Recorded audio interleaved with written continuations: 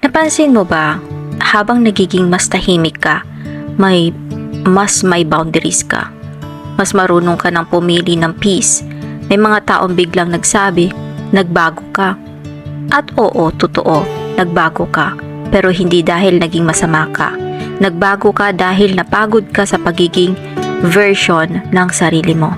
Na palaging available, palaging umuunawa, palaging nagsasakripisyo. Real talk, minsan hindi ka nila mamimiss. Minimiss nila yung access na meron sila dati sa'yo. Minimiss nila yung ikaw na laging nandyan kahit nauubos na. But growth look good to people who benefited from your silence. You stop over-explaining, you stop chasing, you stop begging to be chosen. And suddenly, hindi ka na same. But listen carefully. Hindi ka nagbago para saktan sila. Nagbago ka para iligtas sarili mo.